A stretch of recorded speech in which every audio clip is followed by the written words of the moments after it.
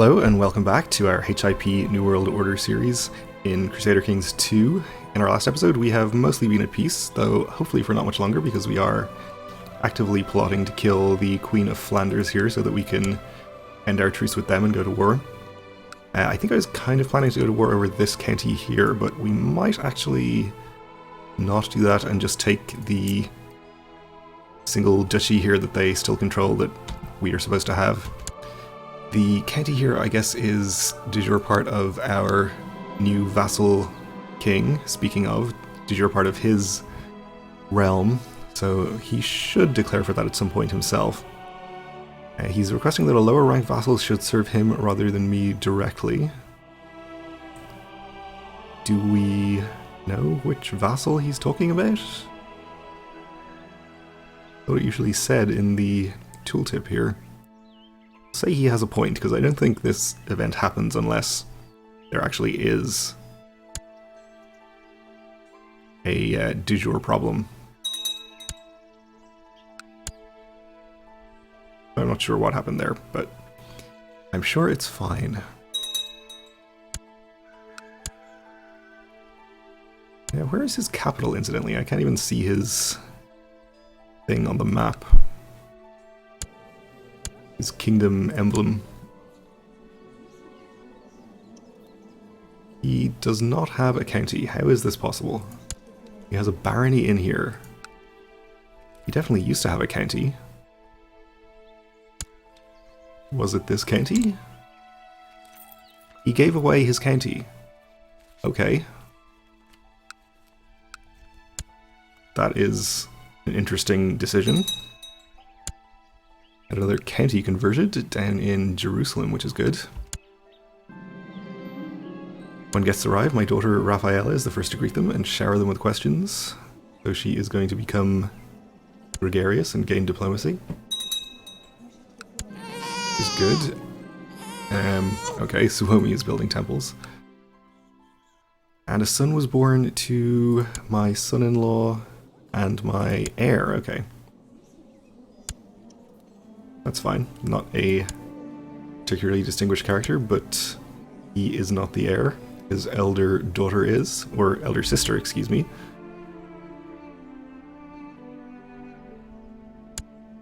So speaking of Jerusalem, we are pretty close to having it converted, actually. Ideally, I'd like to have it fully converted before we grant them independence, just so that they don't suffer any religious revolts, which can be pretty annoying. But we may not wait quite that long. But I think before we do grant them independence, it seems a shame to give up our ability to do any further conquest in this area. So before we grant them independence, we might conquer, say, a neighboring duchy or two, north and south of them, use as bases for further expansion down here. And I think the nice thing about that as well is we'll be able to maybe grant kingdoms to some of our array of incredibly talented daughters that otherwise would just be married off for alliances and various things. And Suomi died. And it'd be nice to not just have a single kingdom over here all by itself. We'll set up a few neighboring Christian kingdoms, all run by members of our dynasty that can help each other out. Of course, we'll be able to help them out as well.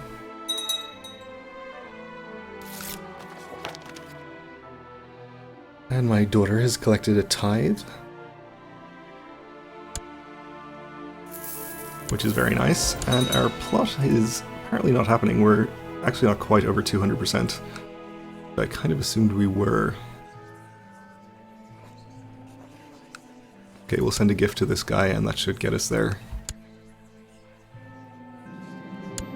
Then it should fire at any moment. Speaking of daughters, Princess Euphrosina here has come of age and is Midas touched, so she is a pretty great character. The friend of a friend is my friend, a motto I try to live by, and sometimes that is an easy truth. Friend of a friend was introduced and I immediately felt a kind of connection with this stranger. So I hope we'll be friends. Or we can say, that doesn't mean that we'll be friends. Sure, we'll have more friends, why not?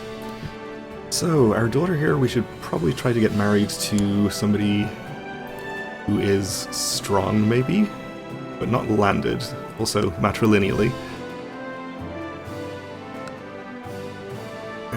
55-year-old genius, a little bit too old, I think. 32-year-old strong character might not be too bad. You can find a somewhat younger one that would be better.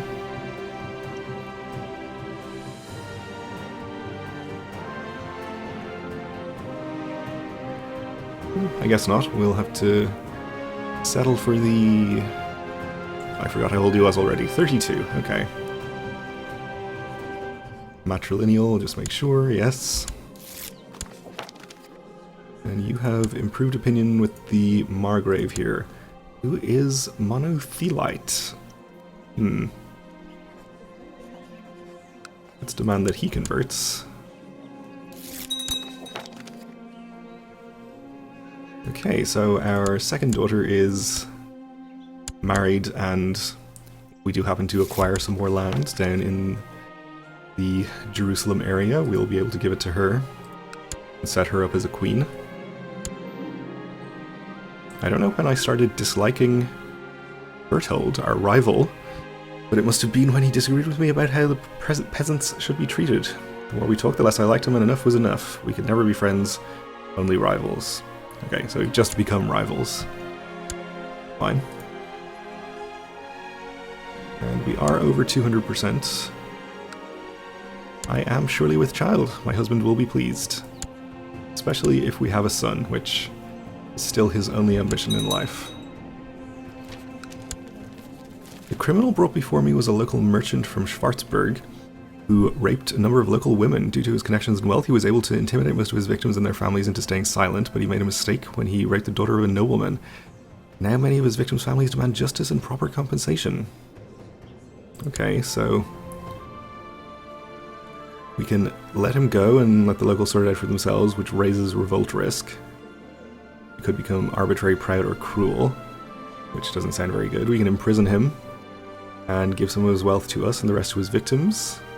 We gain 30 gold and possibly become just, which we do not already have. We could execute him publicly and distribute his possession to his victims.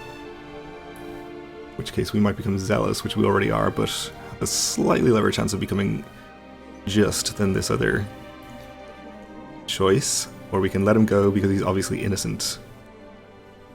Gain 50 gold. Maybe become greedy. Okay. I think we're going to imprison him and distribute some of the gold to his victims and some of it into our pockets. We did not become just, but that's okay.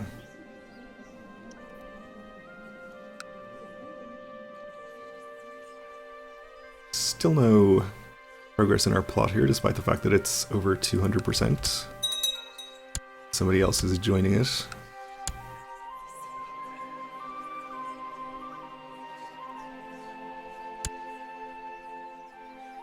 So we're not going to get much higher than this. At this rate, I'm kind of inclined to just wait until the truce expires. Won't even be that much longer.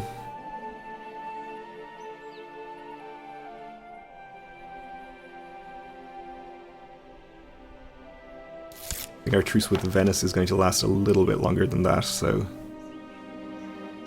Actually, only a few months. Anyway, this Margrave is happier with me again.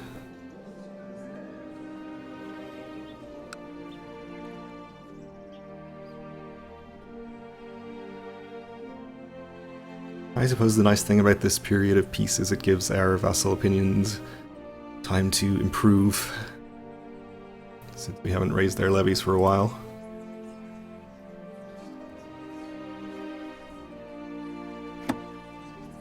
Yeah, we should probably ransom these prisoners, actually. We can apparently do that. And this guy is... Why is he in prison?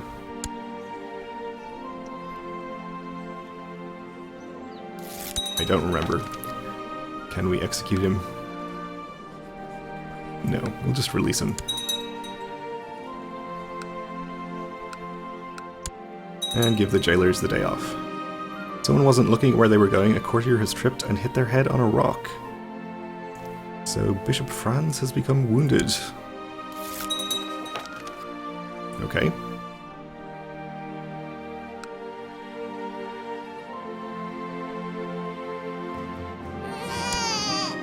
And we had a son. An ambidextrous, quick son. Alright, so I'm sure my husband is very pleased about this. He has fulfilled his ambition. He can be called Eckbert, that's fine. Well, that was my ambition as well. I completely forgot.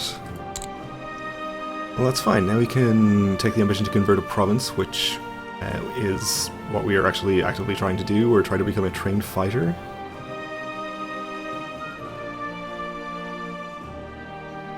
Or we could try to win a war or a holy war. And we are intending to win a war pretty soon. So, sure, let's take that.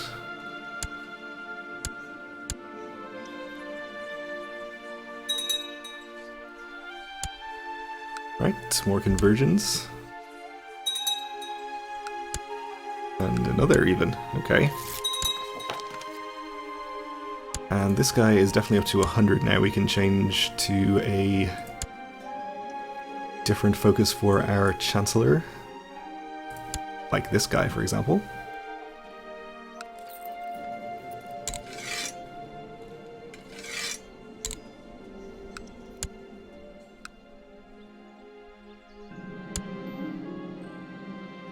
This chaplain has let everyone know about my plot to kill the Queen. Okay. My reputation is ruined.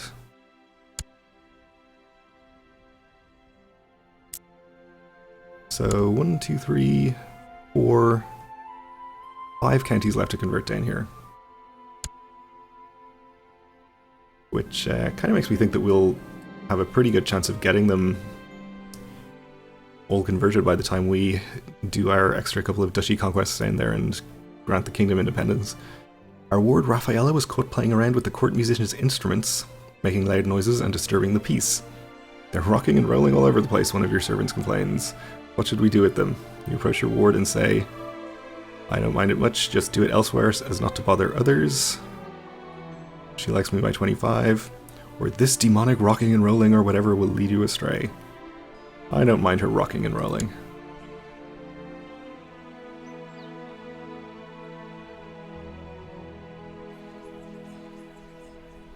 And I am pretty surprised how long this plot has been at 200% without firing. Oh, she's in hiding. Okay. I guess that explains it. We had a granddaughter born to our daughter and heir. No special traits. After years of careful planning, our husband has raised a large army of exiles, mercenaries, and hopefuls, declaring his intention to press his claim by force. Okay. For Aquitaine. Alright. Good luck with that. Seems like something you should maybe have discussed with your wife before you did this. It seems like he's actually not at war.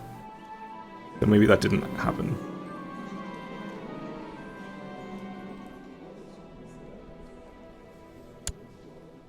Anyway, I wouldn't really have minded if he'd gone and become the king of Aquitaine. I guess our children would have inherited it. When I introduced my friend to my sister, I had high hopes. I hoped they would become fast friends so we could spend time together, the three of us. So, the Queen and my mysterious friend had a great time together. Which is good.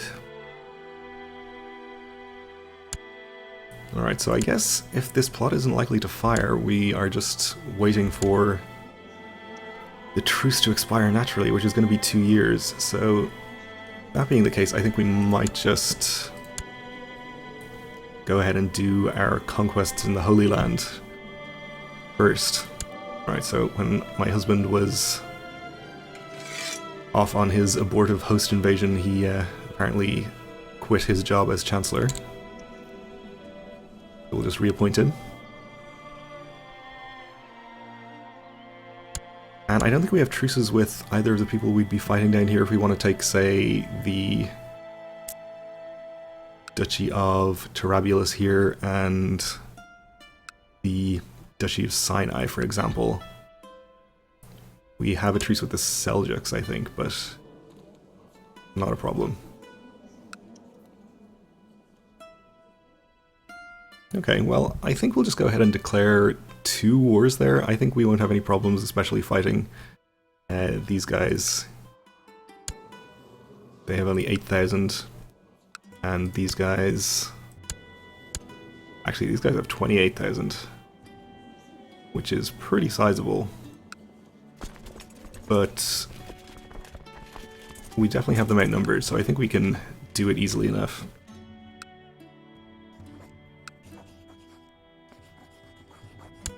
So I think we'll just declare for those 2 duchies I mentioned, keep those ourselves, and then probably just go ahead and grant Jerusalem independence after this.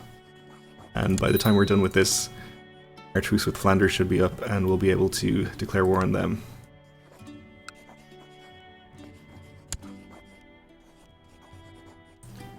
We cannot do this. Oh, Holy War cooldown. Okay. Well, I guess we'll only be able to do 1. Kind of forgot this was a feature of HIP. Alright, so we're not going to be able to do that for another 5 years. Okay. We'll just fight the one that we are already involved in then. So let's get our retinue over here. We'll just raise everything for now, and let's see, disband some of the outlying ones that are kind of awkward. And I guess we'll keep these 12k raised for now, but make sure they're in the mountains, and try to keep an eye on this area down here for any enemy armies approaching.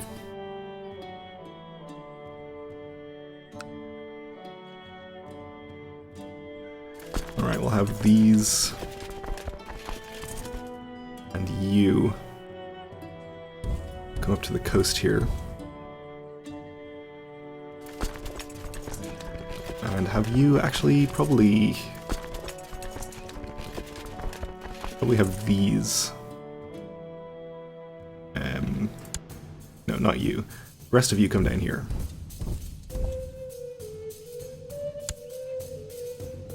And of course we're going to need to get our boats raised.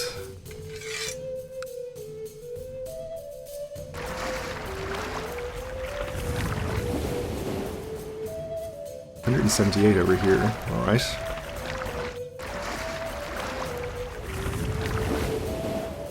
And we probably have boats down in Jerusalem as well. Nope, we do not. Okay.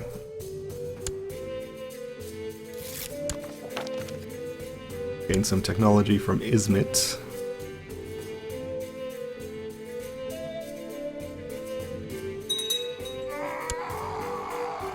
King of Suomi slain in personal combat.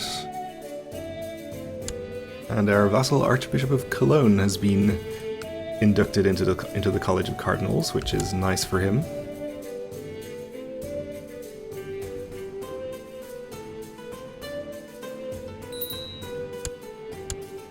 And our daughter, Princess Elide, the fertile one, needs educating. Do we have space to educate her ourselves? We do.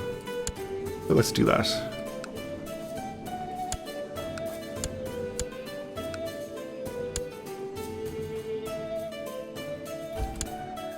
So we can fit 65,000 on these boats. That should be enough for all of the troops we have on the way here. Actually, not quite. Okay.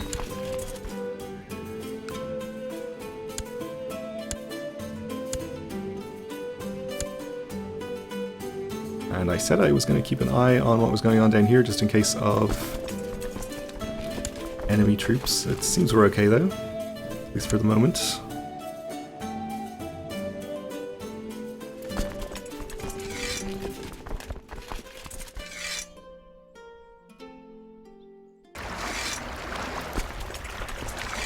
Alright, so we'll put this many on the boats for now and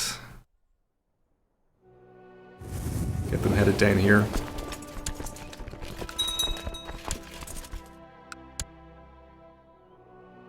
And we should have you almost gathered together here as well.